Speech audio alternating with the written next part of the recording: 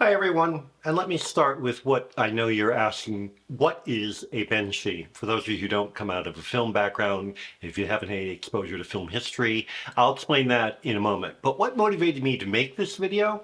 Well, I've been doing a lot of research with AI and trying to figure out what tools might be worth exploring for my own work and so on. And I came across one presentation of a guy who was talking about a program that does everything but slice bread, from writing the script to grabbing footage off the web and outputting a finished video, etc. And he showed a video he produced. He's very proud of it.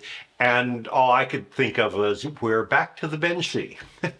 Now, what is the Benshi? The Benshi is the Japanese term for a figure who, in the early days of cinema, when films were shown, he would stand next to the screen and tell the audience what they were looking at, like a cinematic slideshow. Now, that obviously is not where film eventually went. Classic narrative method is a linear development in which the audience's attention is directed by the camera position and the edits. And instead of being told what they should be looking at, you follow the audience's desire to know what happens next and anticipate that by putting the viewer in the right position to experience that. Now, that's part of the classic method. It's still in use today. It's the basis of narrative filmmaking today. And I made a video several years ago expanding on some of these topics. So I'll put a link to that here, so because I don't want to go too far into that. But basically, this is a development out of realistic theater from the 19th century. But anyway, I'm not going to go there. Let's just say for now that the Benshi was an early way of handling the cinematic image, which is no longer with us.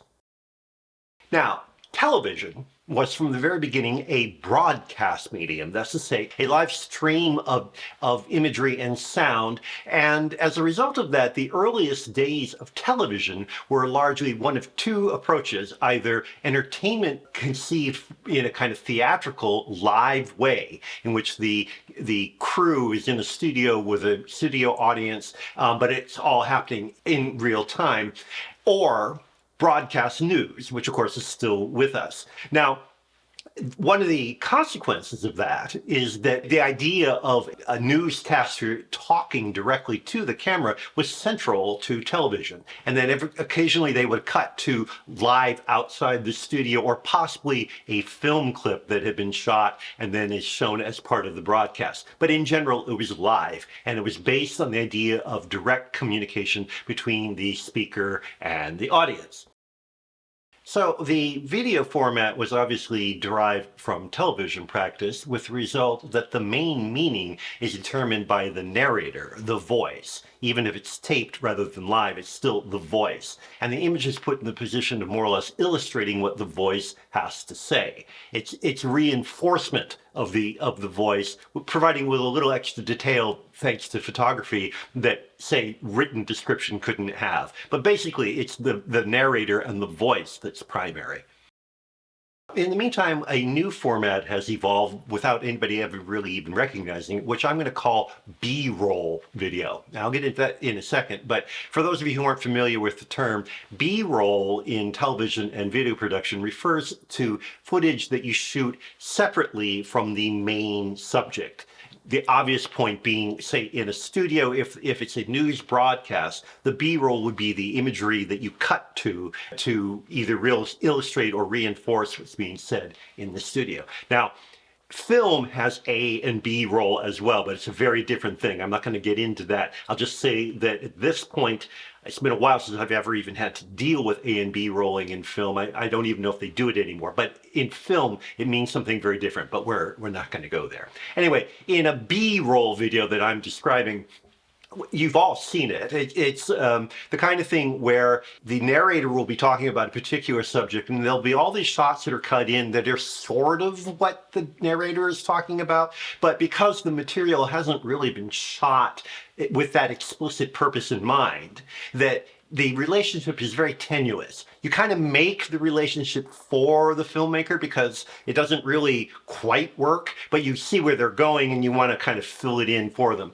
It's a very odd approach. It's become so common, and yet it really never quite works. And I think if there's any one good thing about it, it does sort of sever the relationship between the image and the narration. In other words, since it doesn't really quite work as an illustration, that whole subjecting of the image to the soundtrack is kind of cut asunder. Never, not completely, because there is the effort to make it look at least a little about like what they're talking about.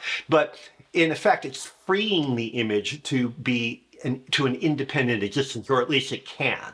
And I personally think that potential is what's most interesting about it, because it opens up the whole possibility of contrapuntal relationship between the image and the soundtrack. Contrapuntal as in counterpoint. So they may have something to do with each other, or they may not. But that's sort of the whole point, is that it's the interaction between the two of them.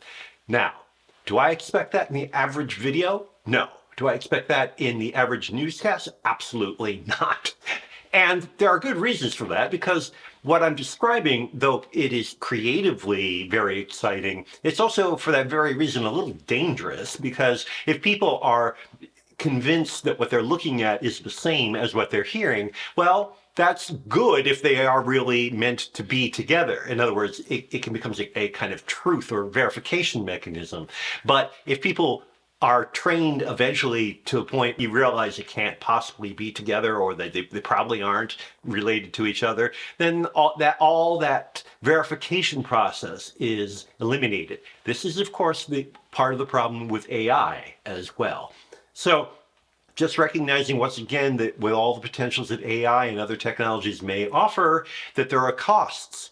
And one of the costs in this particular case will be that the certainty, the certitude that the relationship between the image and the soundtrack will no longer be available for people.